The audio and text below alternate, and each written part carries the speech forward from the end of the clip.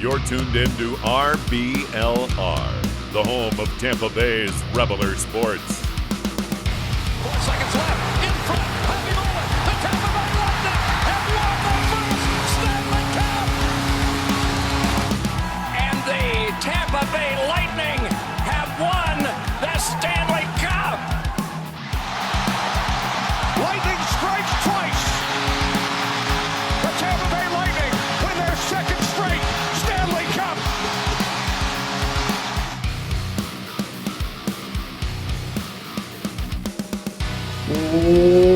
Welcome back into RBLR Lightning. My name is Jake Ricker. As always, alongside me, I've got my two fantastic linemen. It's Matt Gannon. It's Joe Zamataro. Joe, you're back for yet another week. Welcome to the show. How you doing today, my friend? Excellent. Nice week of Bolts hockey. Got more home games coming up and feeling pretty good. Yourself?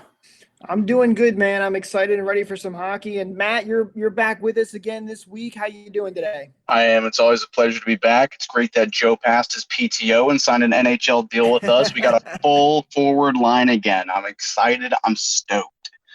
Yeah, it has been a while since we've had the full forward line there, but we are back. We are ready to go. We are ready to talk some Lightning hockey, and let's jump right into the thing, shall we? We do have an injury update to start things off with. We like to usually start the show off with some news that's going on. Last week, we updated you on the timetables for Bogosian and Cirelli, and we got some news just a couple of days ago that Bogosian is out of his no-contact jersey, so he's starting to mix in some line rushes, and he is no longer in that red no-contact jersey. Cirelli still is, but Bogosian is out. It hasn't changed anybody's timetables, but good to see that Bogosian is out of that no-contact jersey and playing here. Joe, your thoughts on that? Well, it's there's nothing like getting some contact when you're playing defense in order to be able to get calm and situated with the puck again. Seeing him progress along. Hopefully Cirelli's not far behind. That's somebody that we could certainly use. But, with the way that the team's playing right now, I think, it would be welcome to have Bogo sitting in third D pairing as soon as possible. Matt, you excited to have Bogosian back? I absolutely adore Bogosian as a person. And, I sometimes forget he's still a damn good hockey player. It seems like we haven't seen him in so long, even though we have had the shortest offseason out of anybody. But he's been plagued with some injury issues ever since before the Lightning. Even his stint in Toronto, he's had some injury issues. So I really just truly hope that he is fully healthy, ready to go. He plays an extremely physical style of game that's not easy on your body. So I really hope that he is 100% good to go, because that's just who Bogo is. So it's good to see that he's, making his way back. I'm not going to jump the gun, hope he's going to be in, next week or anything like that. But seeing this nice progress is really it's comforting to me. Yeah, no, there is still some time for these guys to come back. I believe it's still, December, sometime early December or late December for early December for Bogosian, late December for Cirelli. But good to see that they are clearly making progress here and getting back on track. And, it'll be interesting to see how the defense shakes things up when Bogosian does come back, as Lightning will have a lot of tough decisions to make, but good to see Bogosian is getting healthier there and getting close to returning. With that said, though, let's jump right into some game recaps as well. We have 3 games to talk about since we last were with you guys last week. And the first one is the game against the Ottawa Senators. And the Ottawa Senators have been in the news recently, actually. I don't know if you guys heard about this, but apparently Ryan Reynolds is trying to buy the Ottawa Senators. So some interesting NHL news there. Not sure how that's if that's happening or how much of a real thing that is, but thought that was interesting. The Lightning did win this game by a final score of 4-3, but this was it was a crazy game. It's one that's hard to recap as a whole. Joe, you were at this game, correct? Yeah, and let's call a spade a spade. It's one of the ugliest games that I can remember seeing in quite a long time. Crazy, puts it mildly. There's so much we could do an entire show just on what happened on that Tuesday night alone. Yeah, and really quick for those who may not know, so the Ottawa Senators opened the scoring in this game, got off to that 1-0 lead, even though the Lightning looked pretty good in that first period. And the Lightning tied it up, and then Ottawa scores that shorthanded goal, which we'll get into in just a minute. Killorn scores to tie the game back up for the Lightning. Ottawa takes the lead again, and then the Lightning tie it up, and then they score in the final, couple of minutes there, end up taking the lead and getting the win in regulation. But it was a crazy back and forth game, and it just felt like a really weird flow. Matt, what were your overall thoughts on this one? Well, Joe, you said it great. It was an ugly game for sure, but nonetheless an entertaining game. Like, I had fun watching it, but simultaneously heart palpitations watching that game. I mean, it was just stress pretty much every minute. It was a great game for like any new fan if they were watching it. They kind of don't know the ins and outs of it. Like, we're dominating, but we're down. What's going on? But again, it's just an extremely entertaining game through and through. But me as somebody who has to cover these games and analyze the finer points of it, it was also extremely just stressful. There's no other way to put it. Like, we were out shooting them. I think it was like 25-5 at a certain point, yet they were up 2-1, not to mention just the abhorrent power plays. I think Ottawa, they took 8 or 9 penalties in that game total compared to the Lightning's 3, I want to say. And boy, I mean, it ended up by the Lightning, but again, just a stressful game through and through. It was a great game to go to, Joe. I'm jealous of you for that, but I got my cookies in the next game. Yeah, the energy was great inside of Amalie, and like you said, when it's a stressful game, it's amazing to be there, and you can feel the energy in the crowd and how it comes in surges and waves, and awesome environment to watch one of those. Talking about the game specifically, as a Bolts fan, it was both very endearing and yet heartbreaking to see Joseph finally score shorthanded on a breakaway. He just did it against the wrong team. After all those times. Oh, I mean, how many he would get? At least 10 of those a season for us, I feel. Yeah. And when he was playing for the Lightning, and would only score on one maybe. And then a 5-on-3 shorthanded breakaway, and he puts it right past Vasy. And I want to eventually circle back to the power play as a whole. I'm going to try and save that rant for a segment because I think the power play was abysmal in multiple of these games here, not just this one against Ottawa. So I want to do that as a whole little segment here. So I'll hold off on my thoughts for now for that. But that was a major issue. And you mentioned it there, Joe. It was a 5-on-3 where he scores a shorthanded goal. And you're absolutely right about the fact that, I mean, Joseph had so many of those chances. And of course he finally buries one when he's playing for the Ottawa Senators. So it was a homecoming game for him. And then of course it was the first time Nick Paul was playing against his former team in the Ottawa Senators. So both those guys playing against their former teams in this game. And Nick Paul, he's been fantastic these last couple of weeks. He had a good game in this one as well. He had an assist on that Killorn goal, but they stole a goal from him too. That's he was right. about 6 inches offside. I thought we were going to have a new nickname, Empty Net Nick. That would have been a good one. Yeah, and that's right. They did score that empty netter goal, and it was called, which, you know what? I thought, those offsides, man, it was offsides, but, like, does that really affect the play? Like, no one was catching him. That was a goal. I couldn't believe they took that one back, even though it was offsides. It's one of those, in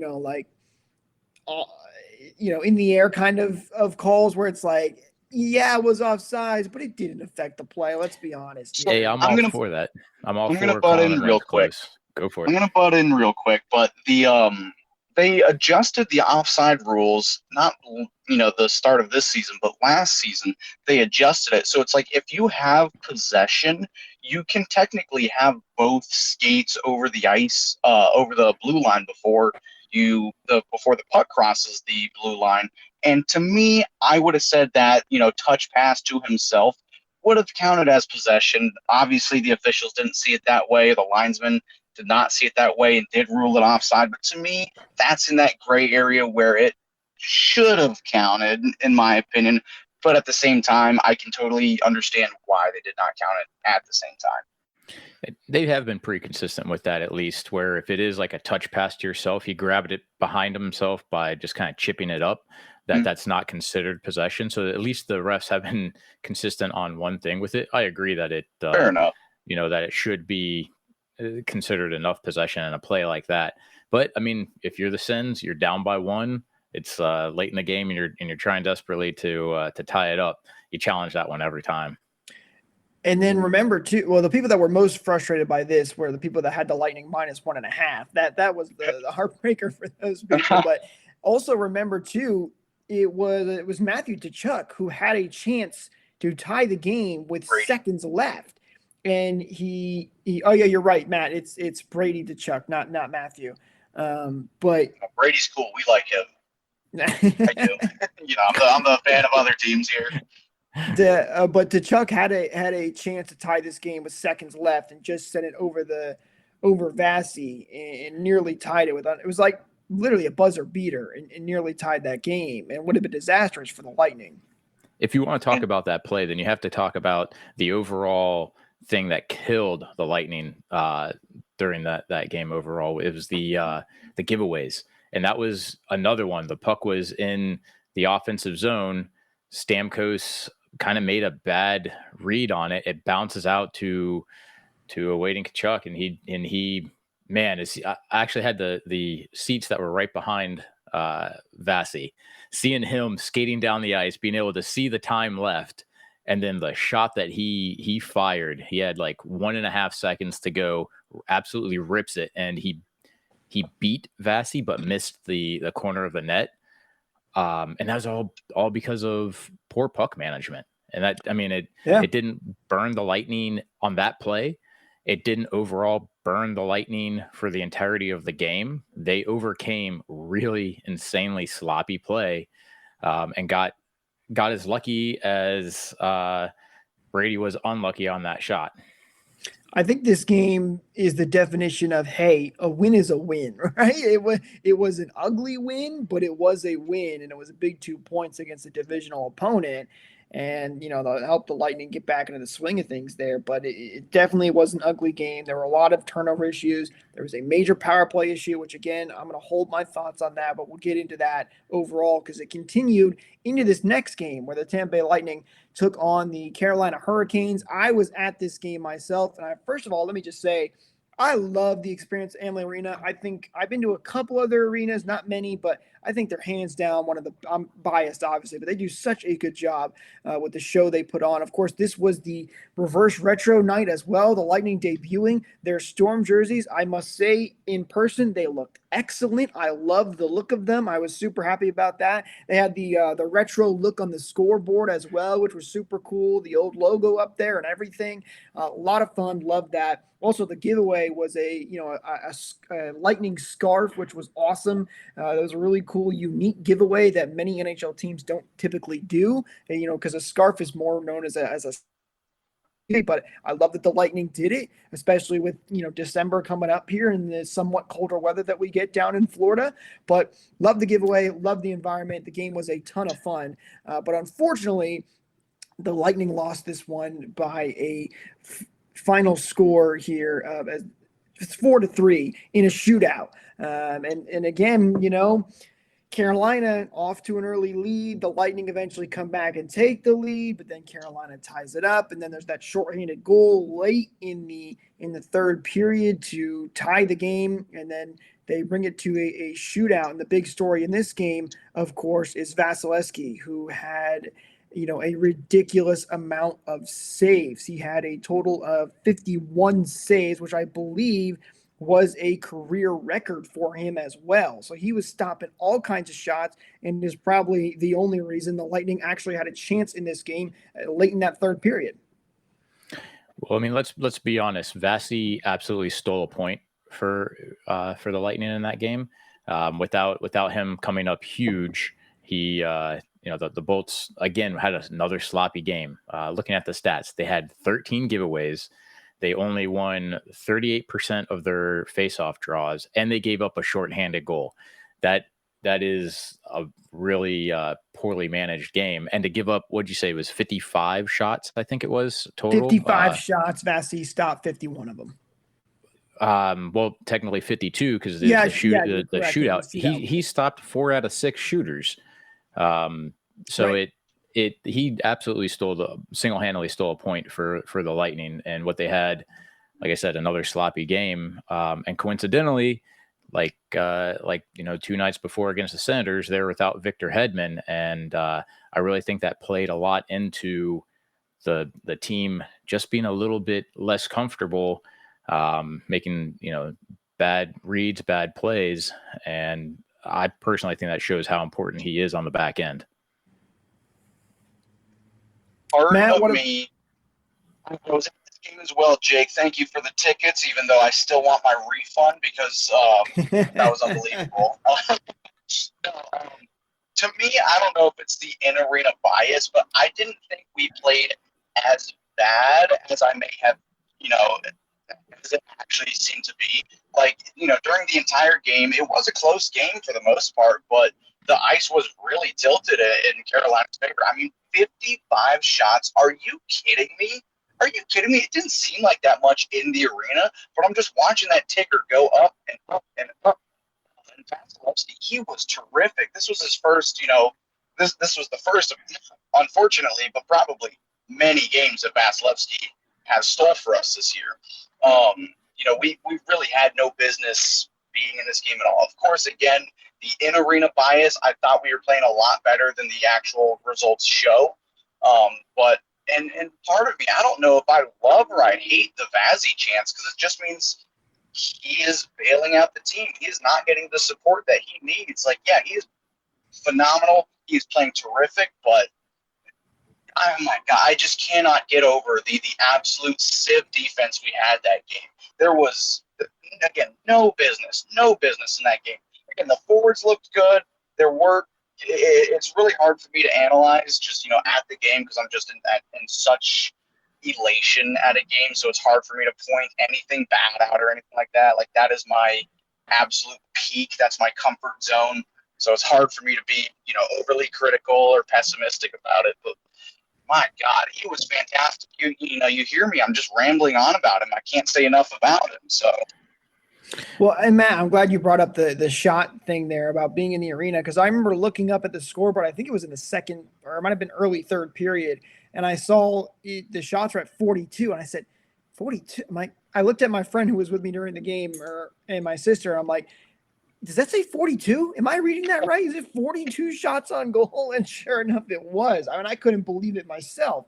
You do tend to not to notice those things as much when you're at the game, but you're right. They had no defense whatsoever. And I think, Joe, you bring up a good point in that. Listen, we said when we lost McDonough, we thought that's going to take a hit to the defense.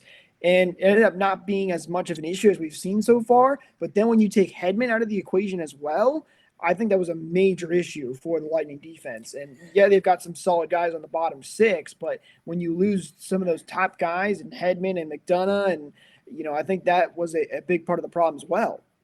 Well, I mean, a shining light in our defense was Miguel Sergachev. Absolutely stepped up huge that game. He was a -1 with an assist, so that means he was on the ice, for a couple of goals against there, but.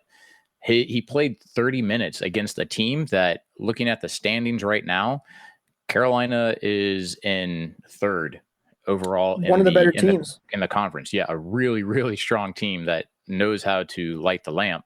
And Sergachev was hanging in there with 29 minutes and 21 seconds played. That's a huge amount of responsibility on his shoulders. So while it wasn't pretty, I think this was the first time that Sergachev really had this much pressure put on him, and he did his best to carry that defense core without a doubt. And I think he did a really good job, all things considered. He did. He definitely was, one of the stars, and we'll get to more on him in just a couple minutes here. But honestly, without him, they might have had 80 shots. Who knows?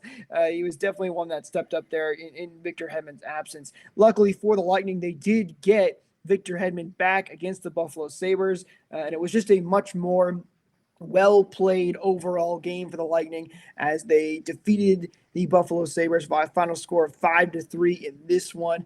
And probably the biggest news out of this game is Nick Perbix getting his first goal as a member of the Lightning, his first goal in the NHL. And it was also a game winner, a huge goal for him to give that Lightning that 4-3 lead, and then eventually the empty netter, of course, to make it 5-3. Brian Elliott was in net for this game as well. He was, again, very good in this game. He had a couple huge saves on Jeff Skinner, and Elliott continuing to impress as the backup. I think we've said it every time he's been in net, but it's the truth. He's been so good. And this was a big 2 points for the Lightning because the Sabres have been a very good team as well. They've been one of the better teams in the NHL. I believe they're still at the top of the standings, if I'm not mistaken. But, good, solid team in the Sabres, and which is weird to say, but the Lightning played them well and got the win. The Sabres actually have taken a pretty big skid. They've gone all the way down to 11th. Of course they have. As soon as I say right, that, but they did start off. They started off really hot for sure. Yeah, as a good team. But this was one of the rare games that was not a back-to-back where Elliott gets one of the two starts. Vasy obviously saved enough goals for 2 games worth against Carolina. That's true.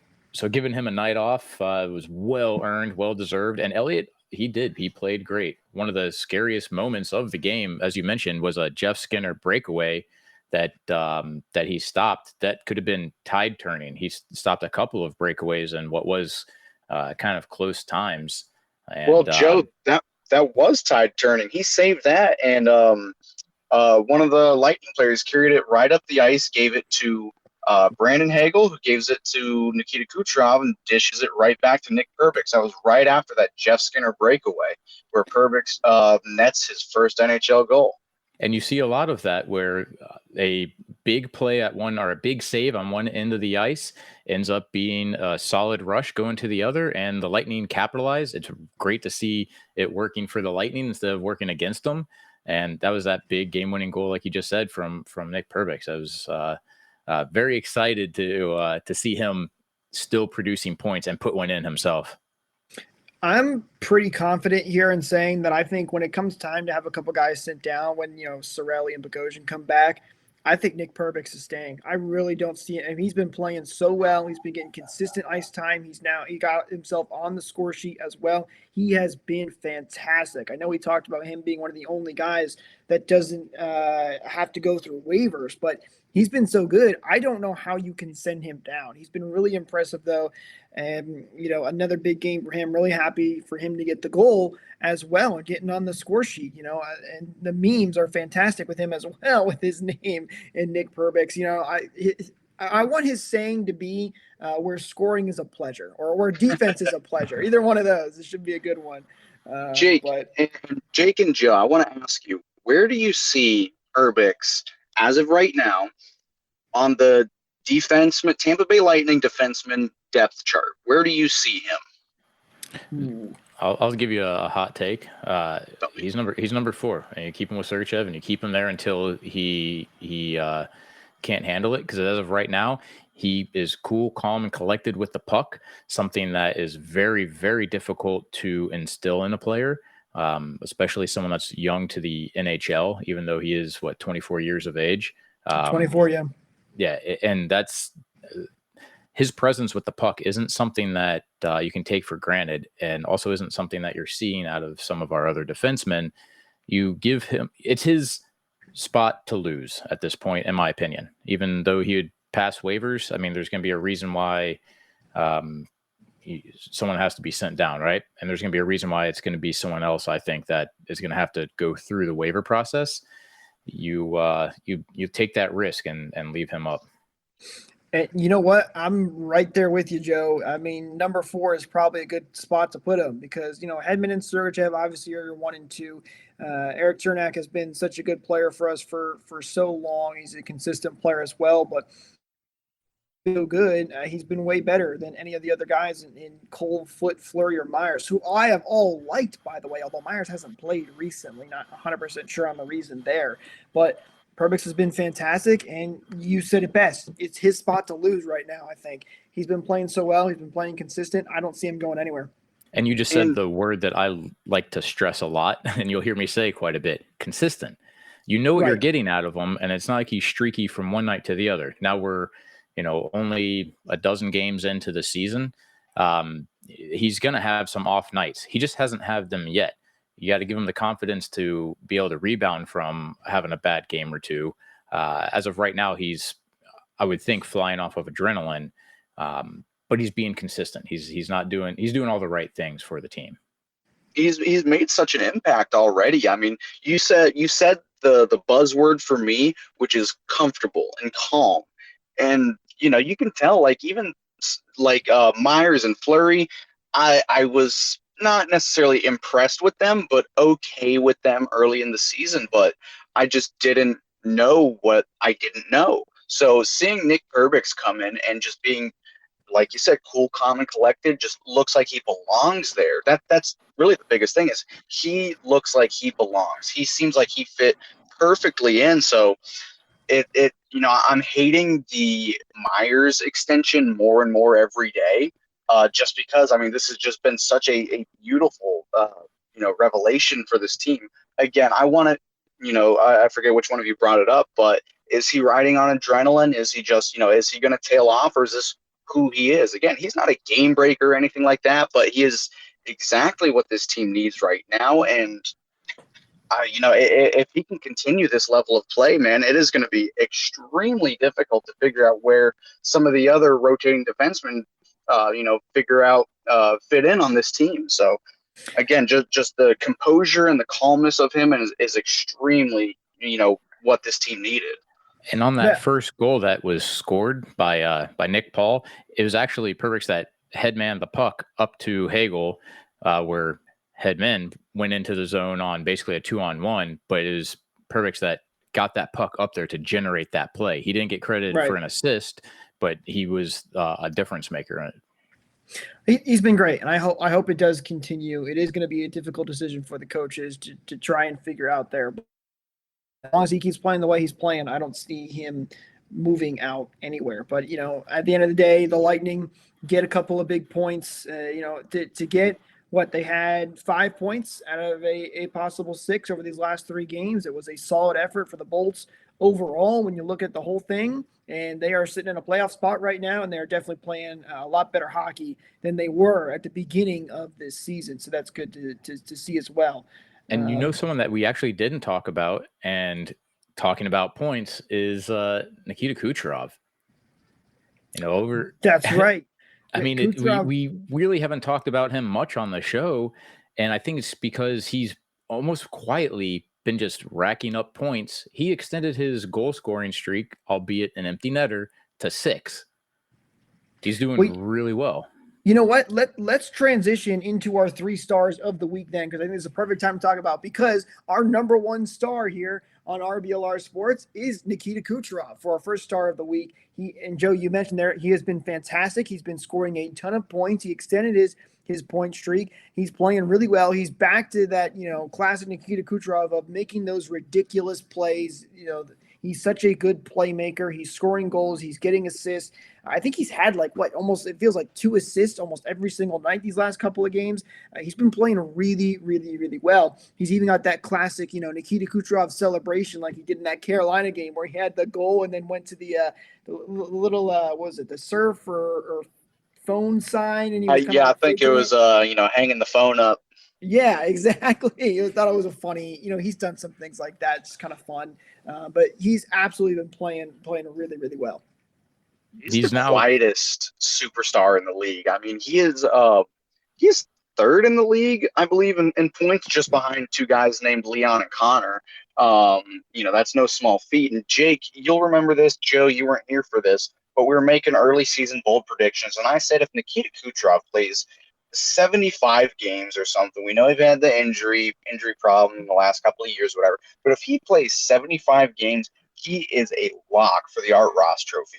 And I get we've got bigger trophies and whatever to worry about, but I mean, people underrate him so much just because he's had a couple injuries the last couple of seasons. Who doesn't have injuries? So people just forget how, just because he is a quiet superstar, he's not making extreme dangles around defensemen or whatever, but he just makes crisp, great plays when he wants to is the thing. Well, he's again, doing do it not. with his mind. He does it with his mind, not with his stick or skating. He's out thinking opponents and making these plays that don't have a lot of flash on them, but what a difference they are in order to set someone up for a goal. Or he just sees that there's a screen and he can see just a little bit of net, and that's where he's shooting it in order to score. I'm glad he's turned this frustration into some success, because he was frustrated earlier, even though he was still putting up a little bit of points. You could tell he was angry and not happy with his play, but he has gotten a lot better, and is the reason he's the number one start for us in this week is he's been playing very, very well. Another guy that has been playing fantastic, we kind of mentioned him in that game against Carolina, of course, is Andrei Vasilevsky, who has been putting up a ridiculous amount of saves constantly. I feel like we say this every single week. You think he can't get better, and he goes out there and makes another unbelievable save, puts up another unbelievable game, and he's done it once again, which is why he deserves the second star here. Andrei Vasilevsky playing absolutely fantastic out of his mind. We mentioned that he stole that point, against Carolina to even give the Lightning a shot. They almost won that game, and it was Vasy who kept them in it the whole time. But he's been unreal. He is still the number one goaltender, and it just doesn't seem like anybody can dethrone him. I mean, when you put up a game like he had against Carolina, it really says everything that you need to know about your starting goaltender. And I've always said in the playoffs, when it comes to the playoffs, you need a goaltender that's capable of making all the saves that you expect him to, and a few that you don't. And he displayed that he's got that ability time in and time out. And nothing better than to see him get at least a point out of that game with Carolina, when the Lightning didn't deserve anything. And that was all through his effort. He single-handedly got that. Yeah, and I'm not going to beat a dead horse or anything. I rambled on about him, just a few minutes ago, covering the actual Carolina game. But if you just want to see true greatness, just watch the last 10 minutes of that Carolina game, regulation and overtime included. Last 5 minutes of regulation and all of the overtime. I mean, there was they were shorthanded in the overtime, and boy howdy, he was just phenomenal throughout the entire game. But the last 10 minutes, he was the Andrei Vasilevsky we all know and love.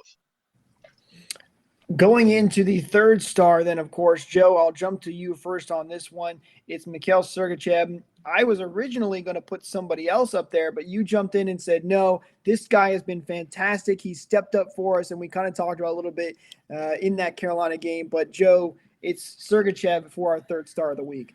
Sure, and I'll say that he just outpaced Perbix, because that he had a big goal this week and a big game. But when you put the entire weight of the defense core on your back, like Sergachev did, he had no Victor Hedman for those two games, and then played, like I said, 29 minutes against a very, very skilled Carolina. Coming out again, and he was a -1 on it, but the goal that the assist that he made, I'm pretty sure that was actually a power play assist, and so it doesn't count against his plus minus, meaning that he was pretty much even on the night, and he had a lot of very difficult responsibilities. He hasn't had that opportunity yet, because before, if Hedman was hurt, we had McDonough. This is the first time where he was owning the defensive zone by himself, and he was able to handle it. Yeah, and listen, I mentioned this kind of before the show as well. He's put a lot of pressure was put on him with that big contract, and normally it's you got Hedman and McDonough, but then with McDonough gone and then Hedman hurt, a lot of that pressure fell on Sergachev. And Joe, you nailed it, that he stepped up and was able to at least hold down the fort. Yeah, the Lightning struggled a little bit defensively in that game against Carolina, but without him, who knows? They might have put 80 different shots on net in that game. Matt, your thoughts on Sergachev? Oh, he stepped up when the time was right. He's never had an opportunity to be the guy. Of course, it's hard to be the guy when you've got Victor Hedman on your team, but even when he's been out, yeah, they kind of defer to Ryan McDonough. if it's a close game and they're just trying to park the bus and hold the lead, Sergachev would never be that guy. He would always play power play too, but he was always the 2B option. So, finally him having this opportunity to really step up and show out, he's really performed rather well. And he hasn't had some of those, stupid, unnecessary mistakes that we, have gotten, unfortunately, kind of used to the last couple of years. He's really he's really taken his game to another level. Again, not quite the game breaker that Victor Hedman is, but without Sergachev in these couple of games, who knows what would have happened. So he has stepped up when the time is right. Again, that pairing with him and Perbix, it's chef's kiss. I can't say enough about it, but kudos to Sergachev, who is really, really, looking like he has earned the money he's made, but it looks like it's going to be well worth it. Absolutely. And those are our 3 stars here for this week. Kucherov at number 1, Vasy at number 2, and Sergachev at number 3. Be sure to follow us at RBLR Sports, and let us know, did we get it right? Is there anybody else that you would put in there? Would you move any of these guys around in the rankings? We'd love to hear your thoughts all the time. So let us know on social media as well what you guys think. I do, before we move on to the next topic here, I do want to go back to the reverse retros. I want to get your guys' thoughts on this. I kind of mentioned that I thought they looked great in person, but did you guys have any thoughts seeing them on the ice for the first time here? Go for it, Matt. Well, seeing them in person, I loved it. You've heard me harp on about them. I think they're great. I think they're the best in the league. To me, they look better than the Blackout the Knights, which apparently we're not doing anymore. The whatever you call them, the all black jerseys. You can actually read the numbers, even in C, and level the 300 level. I could still see who is who, and I don't have the greatest eyes.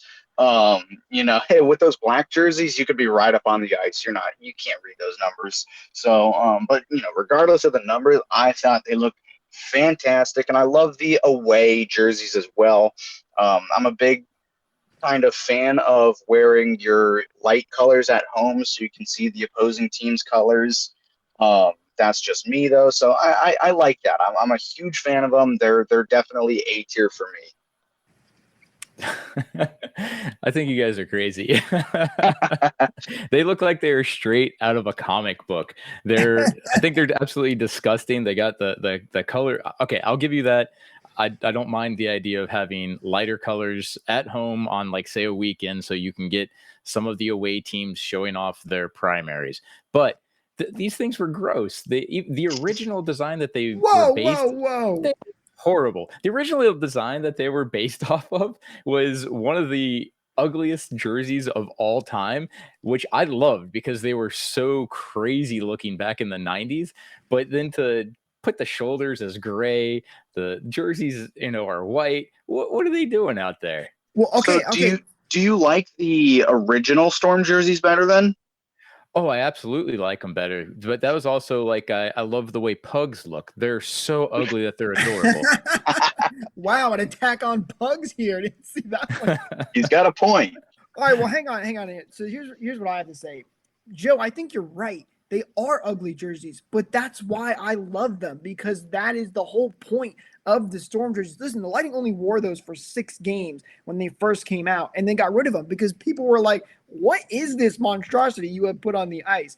And again, I mentioned this when we first talked about the leaks of this. The reverse retro is supposed to be something fun. It's supposed to be retro, and it's a reverse retro, which is why those colors got changed up. And actually, there's a reason for the gray shoulder pads, and the reason that is because the gray shoulders are supposed to be like storm clouds, and that's why they're a darker color, which actually makes a lot of sense when you think about it. That's also why those original jerseys were like a dark navy blue, because it's like a stormy night storm going on. And of course, they reversed it for the reverse retros and made it white. But just because you have a good idea doesn't mean it comes out with a solid base and make a good product. Well, you know what? You're not alone. There's a lot of people that don't like these at all. But I think they're fun. I think they're unique. And it's just they're only wearing for 6 games. And I think it's a fun thing that they did, pull it from their retro past. A lot of the fans did want it. And I'm glad they listened to the fans. But you're not alone. To me, To me, they're in the same boat as the Islanders and the Fisherman jersey. I mean, everybody hated them when they came out, and over the years, they just it turned so bad that they're good. To me, it's the same thing as the Storm jersey. And they're so bad that they're good. Right. I did see people on Facebook as well saying, I kind of like them a little more now that I've seen them on the ice. They're growing on me. Some other people went the opposite way and said, wow, they look even worse now that I've seen them in person. But they're a polarizing jersey, right? You either love them or you hate them. And I'm interested to hear, though, that you guys, Joe, you did not like them. I know you like the black jerseys as well, which, Matt, you were kind of railing on those a little bit, which, by the way, Matt, you're absolutely right. As far as we know and what we've heard, they are not wearing those again. Those are done. They haven't worn them in the last couple of Saturdays, which is when they normally wear them, and they're supposedly not coming back, which surprised me because they actually have a really good record in those jerseys, by the way. Most people don't believe that, but they do. And but I don't know about due to change them, right? It's about time to generate additional jersey sales with an official third. Joe, I'm just about to drop $200 on this reverse retro. I don't need another $200 to spend on a jersey. What I would pay good money for is that joke jersey that they came out a few years ago with all the palm trees that it had on. Oh my God! I actually really enjoyed that one. They made sweaters out of them and they sold out of the store almost instantly. If you want to come out with something now that would be retro, that was an idea that they had a few years ago. Bring those on in. There you go. It's I don't know what they're going to do. I don't know if there's a plan for a new third to come out soon. I have no idea. There was kind of a surprise that they stopped wearing them this year. So we'll have to wait and see how that all plays out. But there is a possibility new thirds could be coming and another jersey to add to the collection. Matt, I know you're picking up a reverse retro, right? I am obligated to.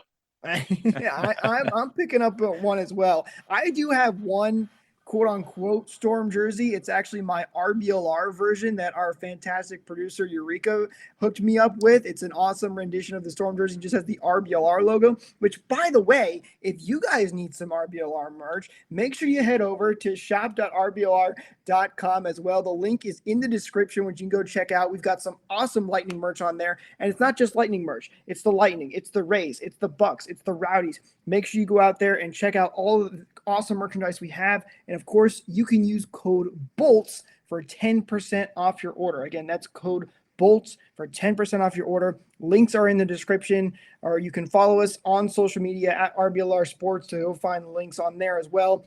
We've got them all over the place, but shop.rblr.com to check out that merchandise. And be sure to let us know on social media as well what you guys think about the jerseys. Matt, you have something to say? Before we jump into the next topic, I saw somebody asking the question on Instagram or whatever. I think it was after the Sabres game. But Braden Point, Brandon Hagel, and Nikita Kucherov, they're our top line. They're performing terrifically. Hagel is gelling in there, really finding some chemistry with them. We need a name for this line. We have the school bus line, and we really don't have any other names for the line. Like Boston's got the perfection line. The Islanders have the identity line and whatever. We need a name for this line, and I've come up with a rough draft. The Einstein line. All right, Einstein line. Now hear me out. We've got the bagel. All right. We've got the brilliant hockey IQ from Nikita Kucherov. Oh my! And then we've got the eyebrows on Braden Point. Matt, I just got where you're going with that as soon as you said the bagel. And you know what? It is very cheesy, but I do love it. I do love it. Oh man! No, that's Einstein one that we should throw out to social media to give us something that's better. Until then, I think we can affectionately dub it. You know the what? Einstein line. I'm covering the game on the Bolt Report tonight. I will throw it out there during our game coverage, and I'll see what the fan reaction is, and I'll report back here next week when we rejoin here, and we'll talk about the reaction to the Einstein line. Just force it into the ether, man. It is law now. I love it, man. I love it. The eyebrow Before part is killing me. before we get to previewing the games and wrapping things up, I do want to talk about the power play here. I've got a little bit of a rant to go on. I've been saving this. We kind of touched on a little bit in the game recap, but I think this needs to be addressed. Guys, the power play has been abysmal, and I don't think abysmal is even the right word for it. Heck, they had a 5-minute power play against the Carolina Hurricanes, could not score. They even had a almost full 2 minutes of a 5-on-3 in that power play, and they still couldn't score. In fact, they gave up a shorthanded goal. Their power play Stone hands Joseph. their power play was not good against Ottawa either. They gave a shorthanded goal against Ottawa and against Carolina there. It's been really bad. They were 1 for 2 against Buffalo, 50%. That's not bad, but the power play has been struggling mightily. Stamkos did have a bunch of goals early on in the season, but it's been a major issue. The fact that you're giving up shorthanded goals on 5-on-3s is a giant red flag. So I want to ask the question to you guys: what do we do to fix this power play? I know a lot of people have been kind of calling for the special teams coach Jeff Halpern to be let go. I never like advocating for guys to get fired, but it kind of feels like there needs to be a change in that department because the power play is a major issue. I want to get your guys' thought on this. Maybe I'm overreacting. I don't know, but let me hear it. Well, I know one thing. I know what your answer is going to be, Jake, and that's put Hagel on power play 1. I don't know. I was begging for him to come on power play 2, and he finally is there, and he has had some success. So maybe you're onto something there. I don't know if I necessarily agree with that, but to me, it's the same thing that's kind of killing the Bucks right now, and it's just predictability. I mean, you'll see, like, once they know nothing is working on this power play, or after a couple of power plays, you got Stamkos and Kucherov on the wings, you got Point in the slot, and Hedman at the point, and kind of a rotating cast of people behind the net, whether it be Alex Killorn, Vlad Nemesnikov. It's just not necessarily working. They're so predictable. And again, once it is the twilight of the power play, then they'll start to kind of change things up and get a little creative. They'll put Kucherov over on the left wing, and Stamkos will be down at the point just looking to get a shot off. They just don't get creative enough to me. One thing that killed us in the Senators game was Kucherov was just trying to, as brilliant as he has been, just trying to force feed passes. And I will defend him till the end of time. He's the best passer in the National Hockey League. Absolutely is. But at the same time, a lot of those good passes do not connect. And that's what led to that Matthew Joseph shorthanded goal, as it bounced right off of his foot and he took it in stride and went and potted it. So to me, again, it's just predictability. They need to start changing things up in my eyes. Joe? Well, I mean, I'm just looking at the stats here. Against the Senators, they were 1-8. And you look, Kucherov, Point, and Stamkos, if you just kind of average it out, they had 11 minutes on the power play each. And they went and only got 1 goal for and 1 goal against while on the power play. To me, one of the biggest things is that they try to bait the defensive players into getting themselves out of position so they can make a tic-tac-toe play. Very, very rarely do you ever see them get gritty. And the Senators were super aggressive when it came to their penalty kill. Sometimes when you get a team that's really aggressive, they don't give you the time to make those pretty plays. And you need to do more of a chip and charge, grind them out, get pucks to the net, and try burying home a rebound or rebound screen tip. Just get the puck to the front of the net. If you look at how they did against Carolina, they did give up, again, a shorthanded goal, but they went 2 for 5. That's 40%. And then against the Sabres, they only got 1 power play. They went 1 for 2. To me, the ugliest thing is when they get actually, I think I got it backwards. They gave up a shorthanded on the Sabres, maybe. But when they get bottled up in the neutral zones, when they have their biggest troubles, it's they're a little bit one-dimensional, right? Send it back to someone like Point or Kucherov and let them skate it in. And they don't do anything where they're going to dump and chase. So if they get pressure in the neutral zone, they're not going to be able to set up. If they don't set up, they're not going to have the mentality to try banging it home. They want to make it look really, really pretty. It works when they're able to set up, when they're able to make it look really, really pretty. But in the game that they start struggling, I think there needs to be a bigger emphasis on shooting. Now, I hate hearing fans yell shoot when you're at the arena. It is actually one of my biggest pet peeves. You'll have somebody that's got a guy directly in front of them, and you know it's going to hit those shin pads, and they're yelling shoot.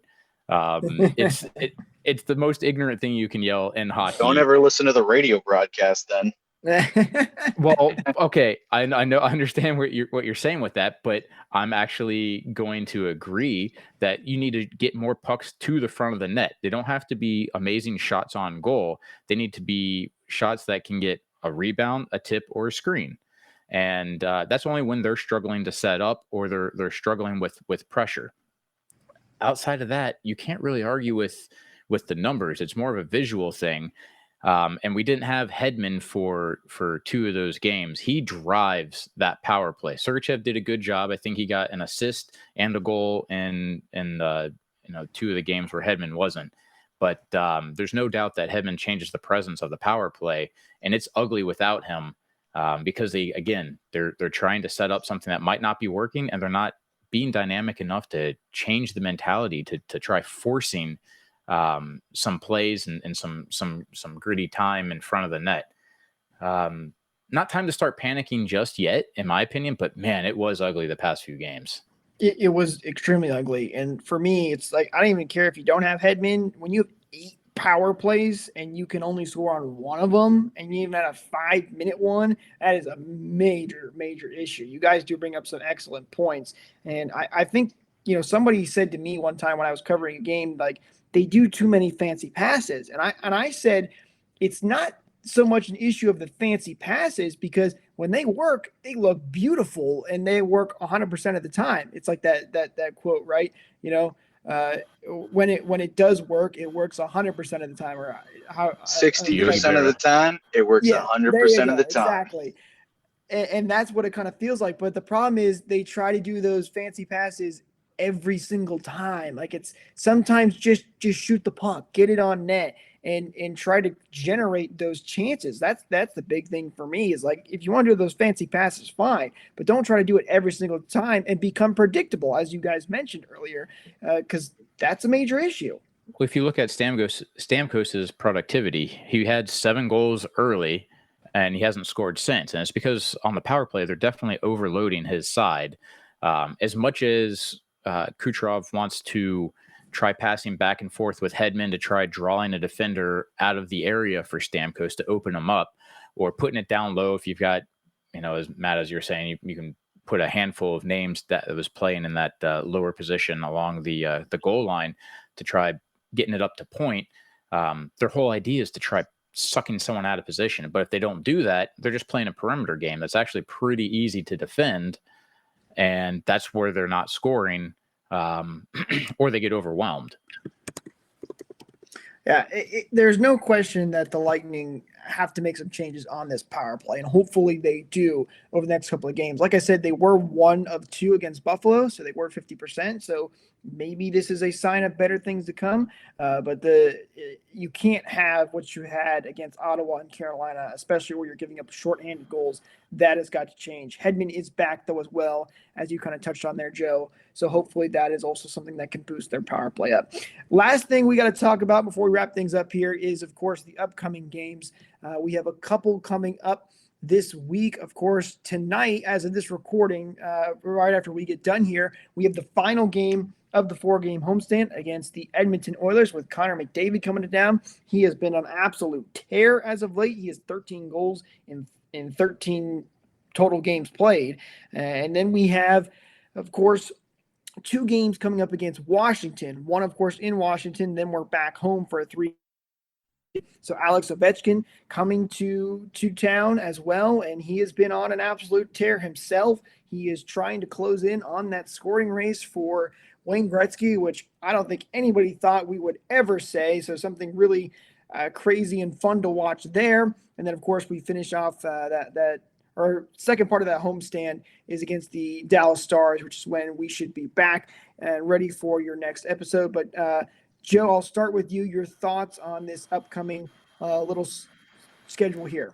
Yeah, well, this all has to revolve around Washington, right? Last night, the Oilers played Washington, and they come to Tampa to play our Bolts on a back-to-back, and then 2 against Ovi.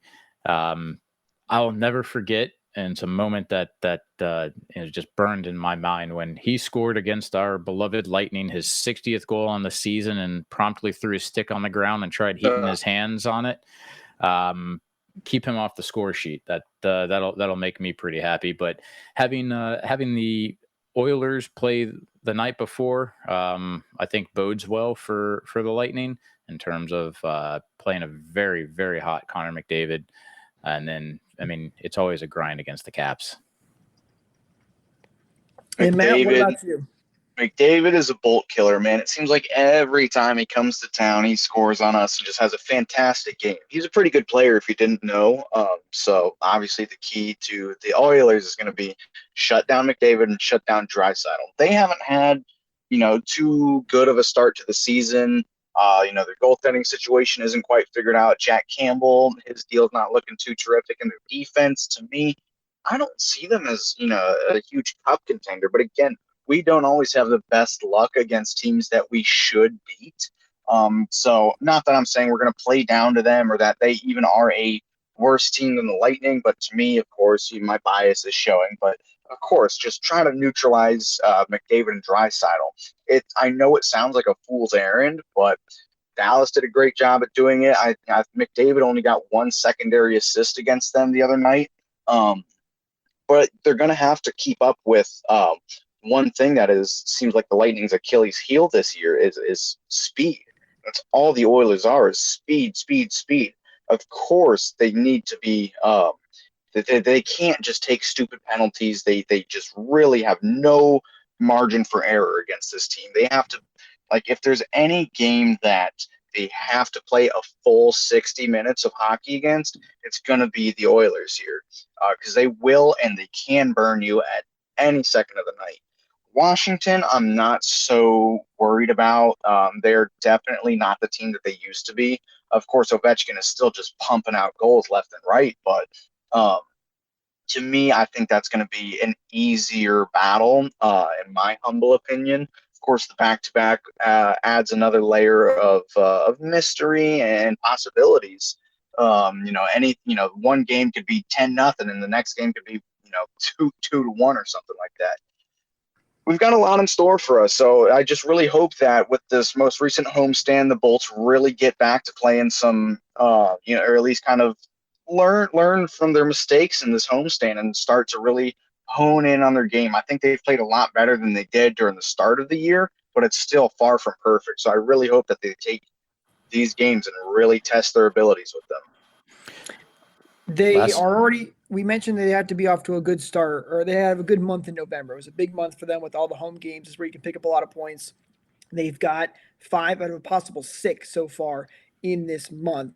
So if they can continue, doing that, it would be another excellent week for the Bolts. There are some big names coming in here. They aren't going to be easy games by any means, and I'm definitely looking forward to seeing how they perform. I got a bold prediction for you guys. Connor McDavid not scoring tonight at all. We are shutting him down. The defense. No points either. No assists. I don't know. That's really bold to say no points, but he's not scoring. I'm gonna say that much. He's not scoring. I went with a bold prediction there that he's not scoring. Ovechkin either. He's not scoring in either of the games. No, that's a little too crazy. But I looked up the stats from last night, and the Capitals went 4 of 5 on the power play.